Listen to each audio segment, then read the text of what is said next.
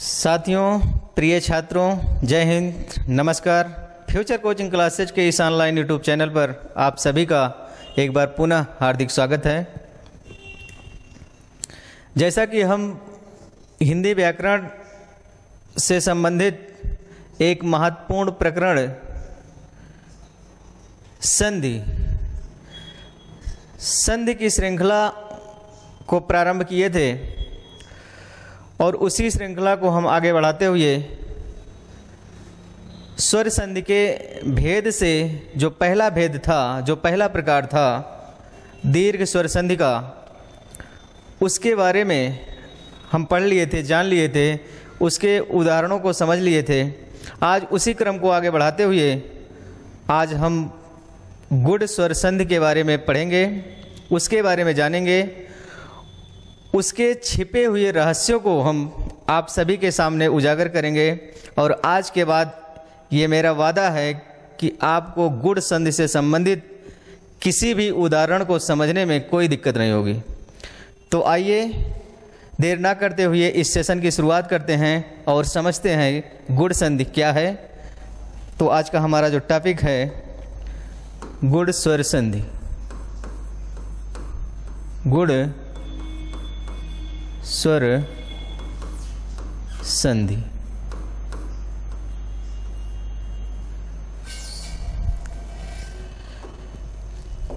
साथियों, इसके पहले भी आप लोग गुड़ स्वर संधि के बारे में पढ़े होंगे, समझे होंगे, लेकिन आज हम लोग कुछ इसको अलग तरीके से पढ़ेंगे। अलग तरीके से इसको समझाने का मेरा प्रयास रहेगा और प्रयास यहाँ तक कि रहेगा कि गुड़ स्वर संधि से संबंधित किसी भी तरह का कोई दिक्कत आपको ना हो।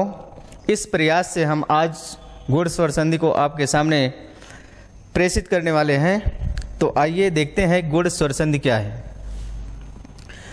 इसको हम संस्कृत में एक सूत्र के माध्यम से पढ़े हैं और आप लोगों ने भी शायद पढ़ा होगा, आद गुड़ा। जैसे दीर्घ स्वर संधि में हम लोग जाने थे कि अकः सवर्णे दीर्घा, ठीक उसी तरह से गुड़ स्वर संधि में आद गुड़ा पढ़ा जाता है। और इस आद गुड़ा सूत्र के माध्यम से महर्षि पाणिनि, जो कि व्याकरण के जन्मदाता हैं, मूल व्याकरण में भी इनका विशेष योगदान है, उन्होंने कहा है अदेंग गुड़ा। क्या कहा है? अदेंग गुड़ा, अर्थात अदेंग को गुड़ कहा जाता है। गुड़ कहा जाता है। अदेंग को क्या कहा जाता है? गुड़ कहा जाता है। अब प्रश्न ये उठता है कि ये अदेंग बना कैसे है। तो आप जानते रहिएगा कि इसका जब संधि विच्छेद किया जाता है तो अत प्लस एंग, इस एंग को हम इस तरह से भी लिख सकते हैं, चाहे आप अनुस्वार लगाएं या पंचमाक्षर के साथ में लिखें, दोनों तरह से सही माना जाता है। अब यह जो एंग है यह एक प्रत्याहार है। क्या है? प्रत्याहार है। और यह प्रत्याहार महर्षि पाणिनि के 14 माहेश्वर सूत्रों के माध्यम से दिया गया है। और उन 14 माहेश्वर सूत्रों में एक सूत्र है एओंग। क्या है? एओंग। आप यह बात भी जानते हैं, इस बात से आप लोग भली बात परिचित हैं कि जो माहेश्वर सूत्र में हलंतम वर्ण है उनकी इत संज्ञा होती है, क्योंकि ये इस संज्ञक वर्ण है। और इस संज्ञक वर्ण होने के नाते इनका एक सूत्र लगाया जाता है तस्य लोपः का, और उस तस्य लोपः सूत्र के माध्यम से हलंतम वर्ण का लोप हो जाता है और शेष जो वर्ण बचता है उनको हम लिख लेते हैं या जान लेते हैं। इस तरह से एओंग से क्या निकल कर आया, ए और ओ। इन्हीं दोनों वर्णों को गुण कहा जाता है। अब ये जो अत प्लस एंग था, ये अंधे कैसे हुआ, इसको हम समझ लें। देखिए, इस ता के स्थान पर दा हो जाता है। क्यों हो जाता है? क्योंकि ये व्यंजन संधि का एक नियम है, आप लोग जानते भी होंगे कि किसी भी वर्ग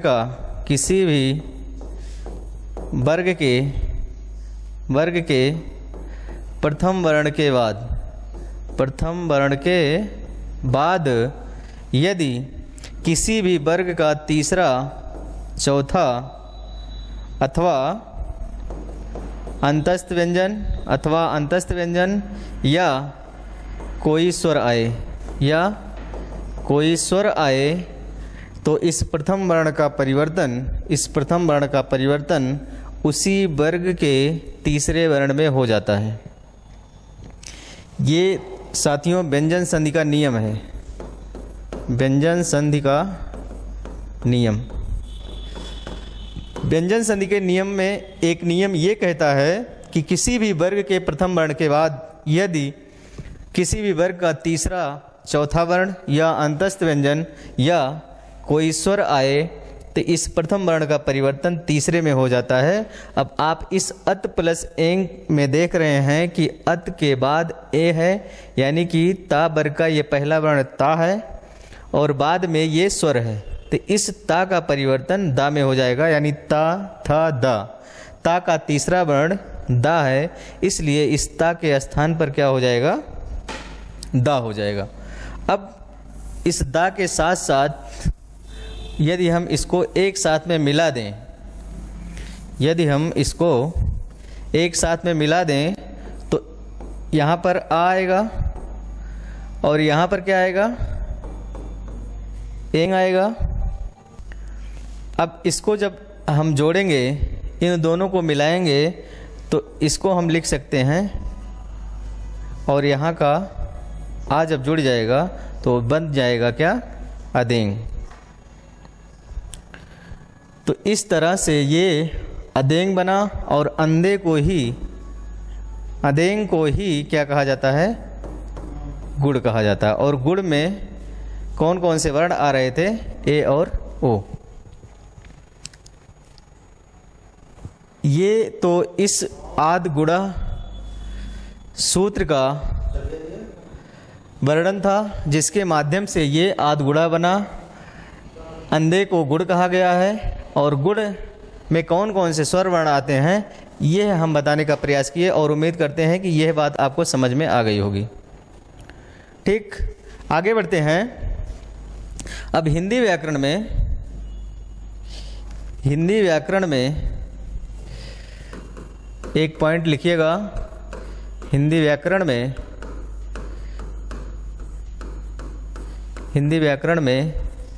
ए ओ और अर को गुण स्वर कहा जाता है।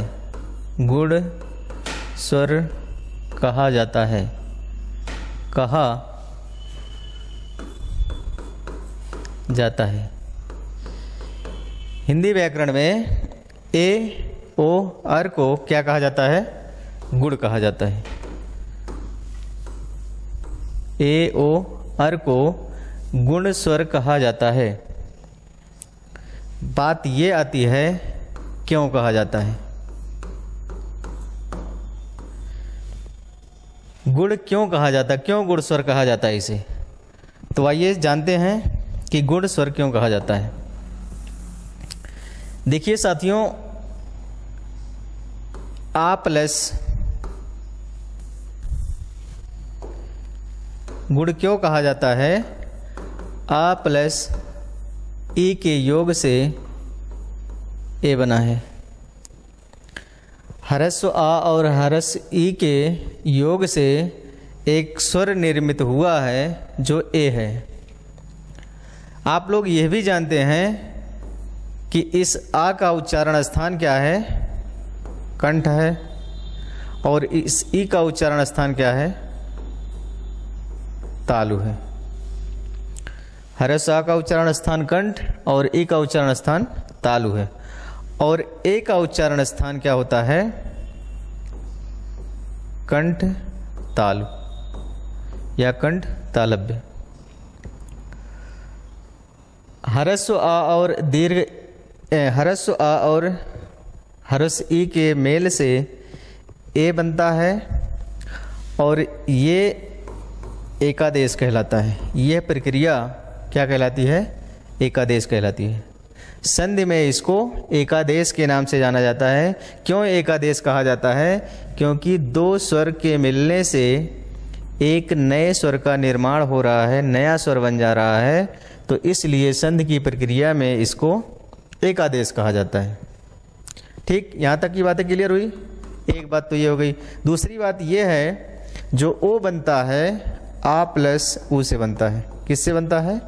आ प्लस ऊ के योग से ओ का एकादेश हो जाता है।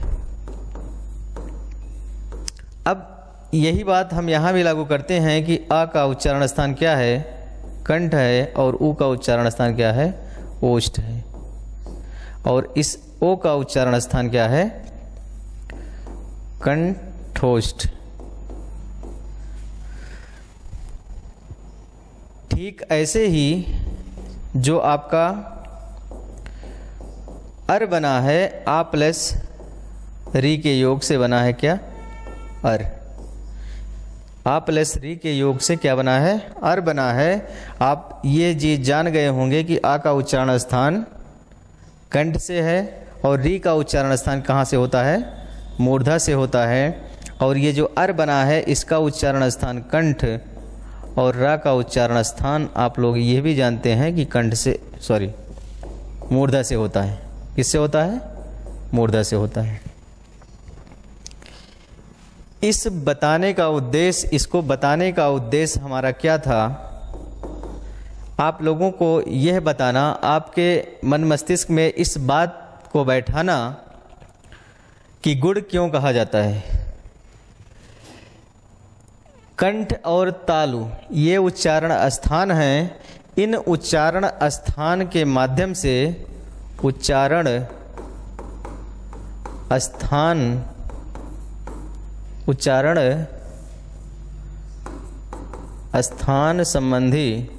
स्थान संबंधी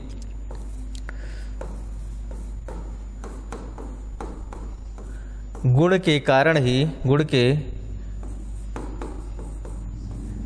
ही इन्हें गुण स्वर कहा जाता है। क्या कहा जाता है? गुण स्वर संधि कहा जाता है। उच्चारण स्थान संबंधी गुण इन ए ओ अर में मिलता है, इसलिए इनको गुण स्वर संधि कहा जाता है। देखिए, आ का गुण क्या है? कंठ, और ई का गुण तालु है।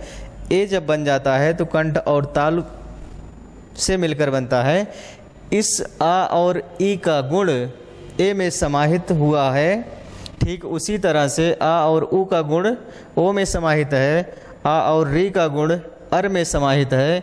इन उच्चारण स्थान संबंधी गुणों के समाहित होने के कारण इस संधि को या इन वर्णों को गुण स्वर कहा जाता है, और इस तरह से जो संधियाँ होती हैं उसे क्या कहा जाता है? गुण स्वर संधि कहा जाता है। तो यह बात आज आप लोग जान लिए कि गुण संधि क्यों कहा जाता है इसे।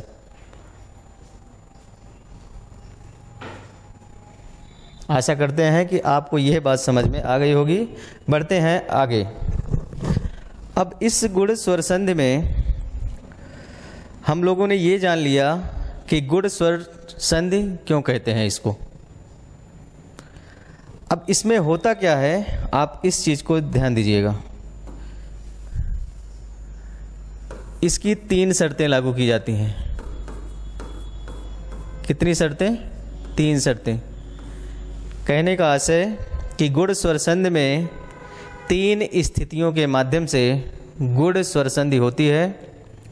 वो स्थितियां या वो कंडीशन या वो जो 3 शर्तें हैं वो इस प्रकार हैं। पहली कंडीशन ये है, पहली कंडीशन ये है कि आप अथवा आ, ह्रस्व आ अथवा दीर्घ आ के पश्चात ह्रस्व ई अथवा दीर्घ ई का योग होगा तो प्रत्येक कंडीशन में ए बनेगा। यह पहली शर्त आपके सामने है। शर्त पहली ये है कि यदि ह्रस्व आ अथवा दीर्घ आ के बाद ह्रस्व ई अथवा दीर्घ ई आए तो दोनों के मेल से ए का एकादेश हो जाता है। बात कन्फर्म है ना?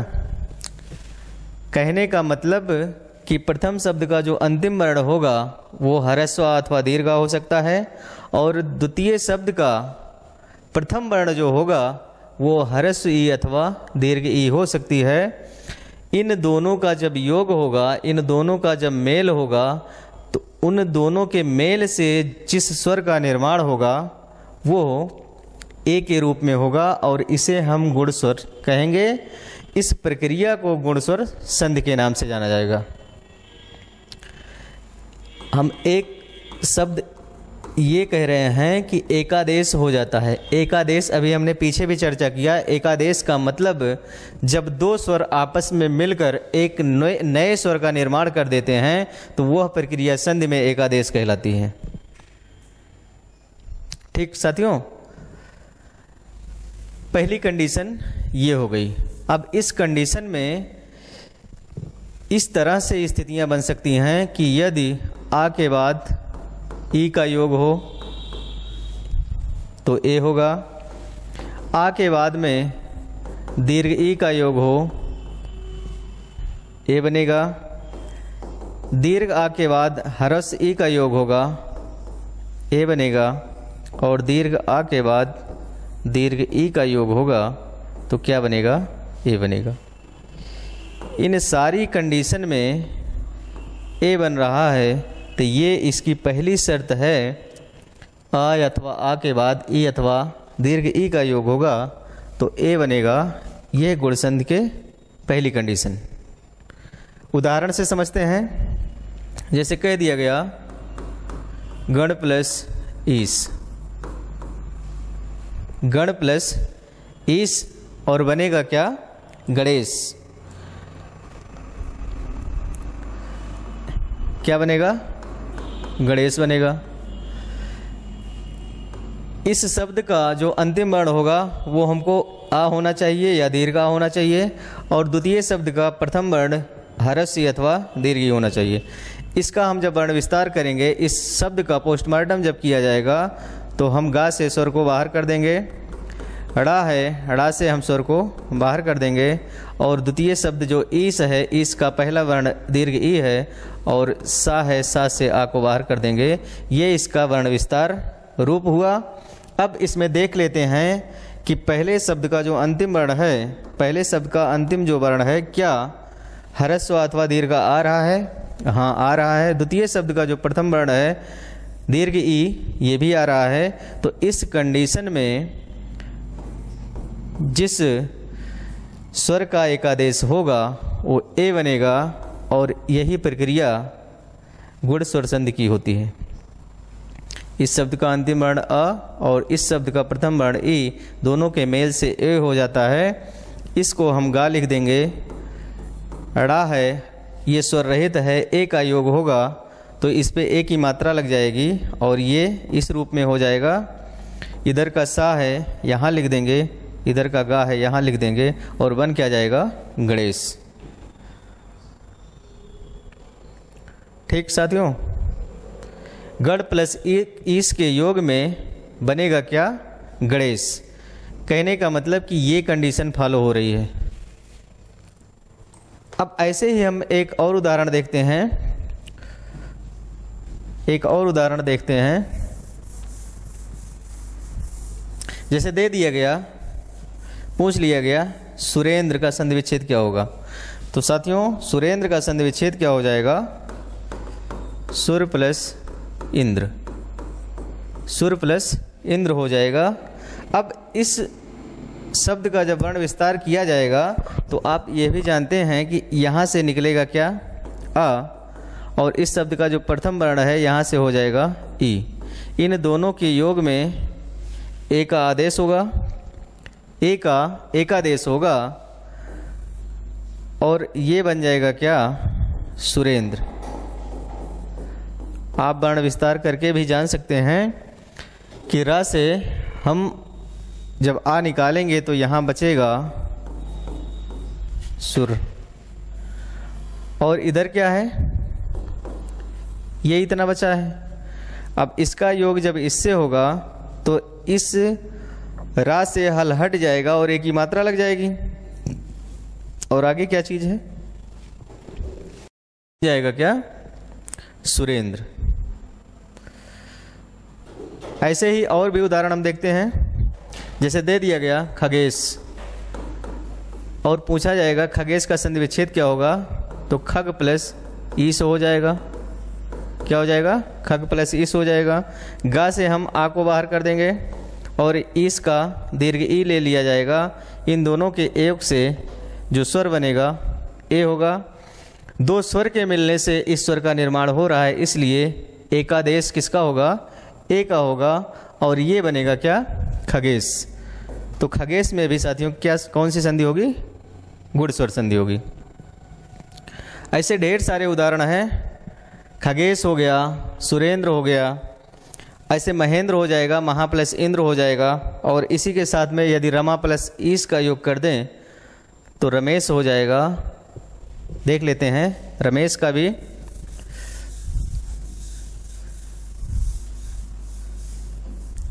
दे दिया गया, रमेश का संधि विच्छेद क्या हो जाएगा, रमा प्लस ईस हो जाएगा। क्या हो जाएगा, रमा प्लस ईस। यहाँ से दीर्घ आ हो जाएगा और यहाँ से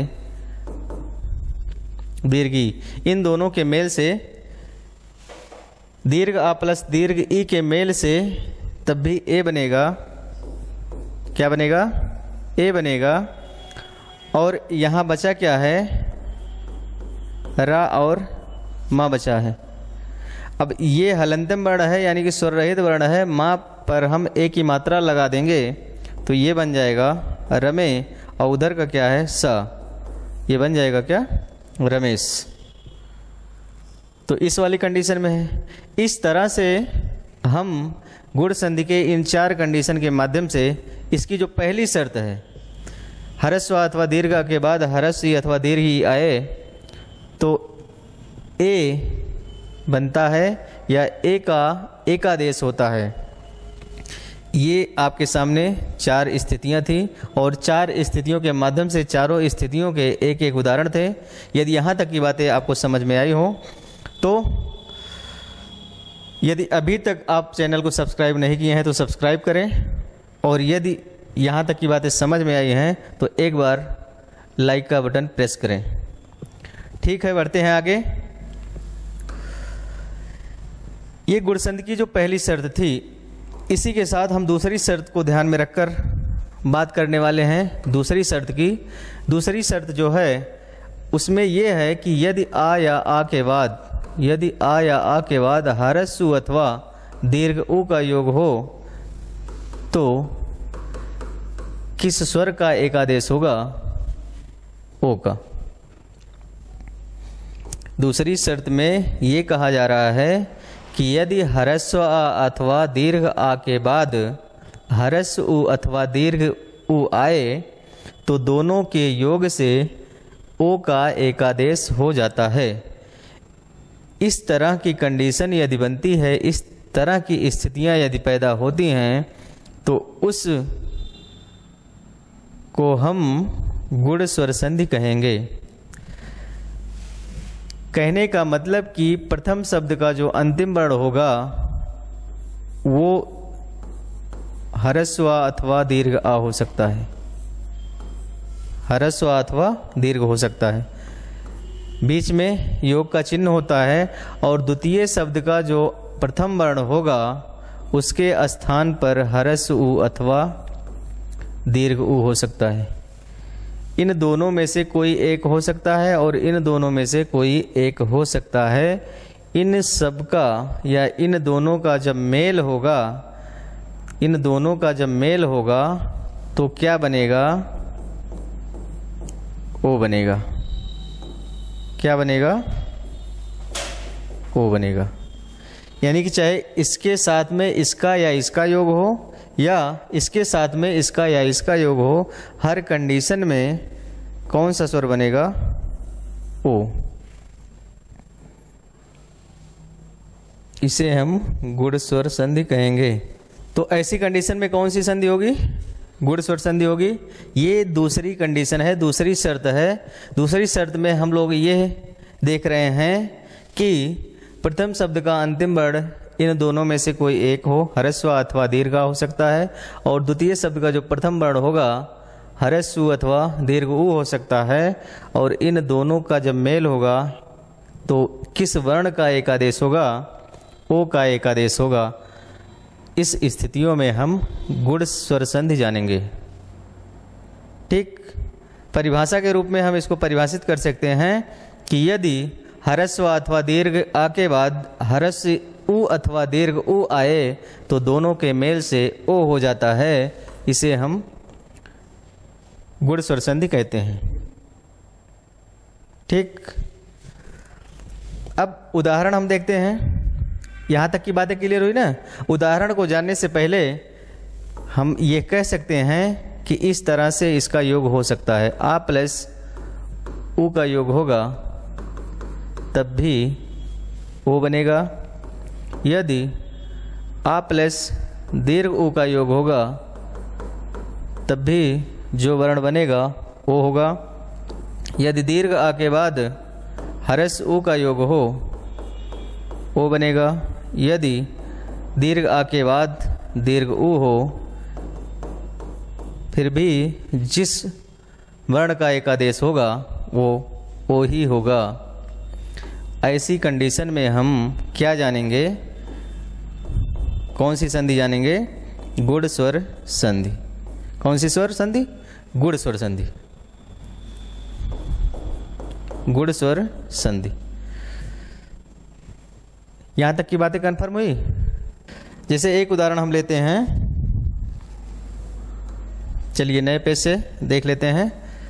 दे देता है सूर्य प्लस उदय और बनेगा क्या? सूर्योदय। क्या बनेगा? सूर्योदय बनेगा।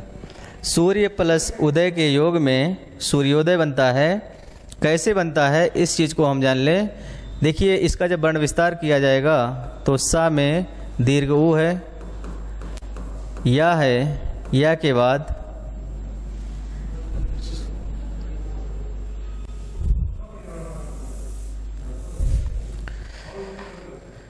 सूर्य प्लस उदय और बनेगा क्या? सूर्योदय बन जाता है। अब इसको हम देख लेते हैं कि सूर्योदय कैसे बनता है। सूर्य का जब वर्ण विस्तार किया जाएगा तो सा पे हम हलंत लगा देंगे और दीर्घ ऊ को बाहर कर देंगे। फिर उसके बाद आधार रा है जो कि रेप में परिवर्तित हुआ है। फिर या है, या से हम आ को बाहर कर देंगे। ये इतना लिखा गया है। सूर्य प्लस का निशान है, प्लस का निशान लगा देंगे। ऊ प्लस द प्लस आ प्लस या है प्लस आ है। यहाँ तक की बातें कन्फर्म हुई? अब देखिए, सूर्य प्लस उदय यानी कि प्रथम शब्द का जो अंतिम वर्ण है, प्रथम शब्द का जो अंतिम वर्ण है वो क्या है? ह्रस्व आ है। और द्वितीय शब्द का जो प्रथम वर्ण है वो ह्रस्व ऊ है। इन दोनों का योग होगा साथियों, और इन दोनों के योग से एक स्वर निर्मित होगा, एक स्वर का निर्माण होगा, और उस स्वर का नाम है ओ। यानी कि ओ का एक आदेश हो जा रहा है। तो इस कंडीशन में हम कहेंगे कि गुड़ स्वर बन रहा है, और गुड़ स्वर बनने के कारण ही इसको गुड़ स्वर संधि कहा जाता है। सूर्य प्लस उदय बराबर सूर्योदय, इसका संधि विच्छेद होगा। और सूर्योदय कैसे बनता है अब देख लीजिए। ये इतना हम सु र या है। अब या पर जब ओ की मात्रा लगेगी तो हम लिख सकते हैं, इसको इस तरह से लिख सकते हैं। लिख सकते हैं कि नहीं लिख सकते हैं? सूर्यो और उदय क्या है? दय। आप रा के प्रकार और रा का रेप कब हो जाता है आप ये भी जानते हैं कि जब इस तरह का रा स्वर रहित रा होता है तो जब इसमें रेप का परिवर्तन होता है तो यह रा वर्ण अपने अगले वाले वर्ण पर लगता है। तो इसको हम लगा देंगे या पर और ये बन जाएगा क्या? सूर्योदय। तो इस तरह से साथियों सूर्य प्लस उदय और बनेगा क्या? सूर्योदय। यहाँ तक की बातें कन्फर्म हुई? ठीक ऐसे उदाहरण हम जल प्लस ऊर्मी का ले लेते हैं और बनता है जलोर्मी। जल प्लस ऊर्मी और बनेगा क्या? जलोर्मी। यहाँ से हरस्व आ जाएगा और यहाँ से दीर्घ ऊ आ जाएगा। हरस्व और दीर्घ ऊ के योग में कौन सा वर्ण बनेगा? ओ बनेगा और इस ओ वर्ण को हम कहेंगे एकादेश। एकादेश क्यों कहा जाएगा? क्योंकि आ के बाद एक स्वर आ है और दूसरा स्वर दीर्घ ऊ है। जब दो स्वरों का मेल हो जाए और एक नए स्वर का निर्माण हो जाता है तो ऐसी कंडीशन में संधि में हम एकादेश की प्रक्रिया कहते हैं। ये बन जाएगा ओ। यहाँ जल है और ला पर हर हलंत लगा हुआ है तो इसका मतलब कि इसमें स्वर नहीं है। स्वर का जब इसमें योग होगा तो इसको हम लिख देंगे जलो। और इधर क्या है? जलोर्मी, यानी कि जल की तरंग या जल की लहरें, जलोर्मी बन जाएगा। यहाँ तक की बातें कन्फर्म हुई? ऐसे ही तमाम सारे उदाहरण हम आपको बताएंगे। जैसे एक उदाहरण और ले लेते हैं, महोत्सव। महा प्लस उत्सव और बनता क्या है? महोत्सव। महोत्सव कैसे बनता है इसके वर्ण विस्तार में हम देखेंगे। माँ से हम स्वर को बाहर कर देंगे, हा से फिर स्वर को बाहर कर देंगे और दीर्घा बाहर आ जाएगा। उत्सव को ऊ प्लस आधा ता है, सा का योग है, सा से हम स्वर को बाहर करेंगे, आ बाहर आ जाएगा और वा के योग में आ है तो इस तरह से भी हम इसको लिख देंगे। अब प्रथम शब्द का जो अंतिम वर्ण है वो क्या है? आ है और द्वितीय शब्द का जो प्रथम वर्ण है ऊ है, यानी हरसु है। इन दोनों का योग होगा और अभी हमने पीछे बताया कि यदि दीर्घ आ प्लस हरस ऊ का योग होगा तब भी आपका ओ ही बनेगा और इस तरह से जब इसको जोड़ेंगे तो हो जाएगा महोत्सव। क्या हो जाएगा? महोत्सव। पूछा जाएगी महोत्सव में कौन सी संधि है तो आपको बताना होगा गुड़ स्वर संधि है। कौन सी संधि है? गुड़ संधि है। और इसका संधि विच्छेद पूछा जाएगा तो महा प्लस उत्सव या महाधन उत्सव के योग से महोत्सव बना है। यहाँ तक की बातें स्पष्ट हुई? ऐसे ही गंगा प्लस ऊर में गंगोर में हो जाएगा। तो इस तरह से हम इन चार कंडीशनों को ध्यान में रखकर ये दूसरी शर्त जो थी, शर्त क्या थी दूसरी? कि आ प्लस आ के बाद यदि हरस ऊ अथवा दीर्घ ऊ आए तो जिस वर्ण का एकादेश होगा उस वर्ण का नाम है ओ। इस दूसरी कंडीशन में भी कौन सी संधि होगी? गुड़ स्वर संधि होगी। एक जो तीसरी कंडीशन बनती है, तीसरी शर्त जो बनती है वो साथियों इस प्रकार से है कि यदि आ प्लस आ के बाद री का योग हो जाए, आ प्लस दीर्घ आ के बाद री का योग हो जाए तो क्या बनेगा? अर बनेगा। और ये जो अर बनेगा इसको हम कहेंगे आदेश की प्रक्रिया। किसकी प्रक्रिया? आदेश की प्रक्रिया कहेंगे। तो अर का आदेश हो जाएगा। होना क्या चाहिए? प्रथम शब्द का जो अंतिम वर्ण है वो इस दो वर्ण के रूप में आ सकता है, हरस्व अथवा दीर्घा, और प्लस में कौन सा वर्ण आएगा? री आएगा। तो इन सबके योग में अर बनेगा। तो ऐसी कंडीशन में हम कौन सी संधि जानेंगे? गुड़ स्वर संधि जानेंगे। अब परिभाषित करना होगा तो हम परिभाषित करने के लिए इस तरह से कह सकते हैं कि यदि हरस्व अथवा दीर्घ आ के बाद री आए तो दोनों के मेल से या दोनों के योग से अर का आदेश हो जाता है। इस तरह की प्रक्रिया होना गुड़ स्वर संधि कहलाती है। ठीक। अब जैसे उदाहरण में हम देखते हैं उदाहरण ले लिया गया, जैसे मान लीजिए सप्त प्लस ऋषि, सप्त प्लस ऋषि। अब पहले शब्द के अंतिम वर्ण से हमको क्या लेना है, ह्रस्व अथवा दीर्घा लेना है, और द्वितीय शब्द के प्रथम वर्ण को हमको क्या लेना है, री लेना है। अब यहाँ से देखिए ह्रस्वा है और यहाँ से क्या है, री है। इन दोनों का जब योग होगा तो जो बनेगा वो क्या बनेगा, अर बनेगा। इस अर के माध्यम से अब यहाँ क्या बचा है, सप्त बचा है, तापे हलंत लगा हुआ है। यह हलंतम वर्ण जो है ता, इसके योग में जब ये इसका योग हो जाएगा तो ये बन जाएगा क्या, सप्त। और आगे क्या है, रा है, और उधर क्या है, मूर्धन्य सा है, उस पर हरस ई की मात्रा लगी हुई है। इस रा का परिवर्तन रेप में होगा, और रेप में परिवर्तन जब हो जाता है तो वो रा अपने अगले वाले वर्ण पर लग जाता है, और इस तरह से बन जाएगा सप्तर्षि। क्या बन जाएगा, सप्तर्षि। ऐसे ही राजा प्लस ऋषि राजर्षि हो जाएगा, देव प्लस ऋषि देवर्ष हो जाएगा, देव प्लस ऋण देवर्ण हो जाएगा, राजा प्लस ऋण राजर्ण हो जाएगा। तो इस तरह से हम इस गुण स्वर संधि के तीसरी कंडीशन को जान लेते हैं। क्या होता है इसमें, ह्रस्व अथवा दीर्घा के बाद री का योग हो तो अर बन जाता है। तो साथियों, इस तरह से हम गुण स्वर संधि के 3 स्थितियों के माध्यम से गुण स्वर संधि की पहचान करते हैं, और उस पहचान करने के बाद कोई भी आपके सामने हजारों सैकड़ों उदाहरण आपके सामने आए तो उनको देखकर ही हम ये जान पाएंगे कि इसमें कौन सी संधि होगी। तो उम्मीद करते हैं कि आज की जो बातें हैं यहाँ तक समझ में आ गया होगा। यदि आपको यह वीडियो अच्छी लगी हो तो कमेंट बॉक्स में ज़रूर लिखिएगा, और गुण स्वर संधि से संबंधित किसी भी तथ्य से यदि अपरिचित रह गए होंगे तो मैं उम्मीद करता हूं कि आप कमेंट बॉक्स में ज़रूर लिखेंगे। तो इसी के साथ, इन्हीं शब्दों के साथ आज के इस सेशन का समापन करते हैं। मिलते हैं अगले वीडियो में, अगले सेशन में।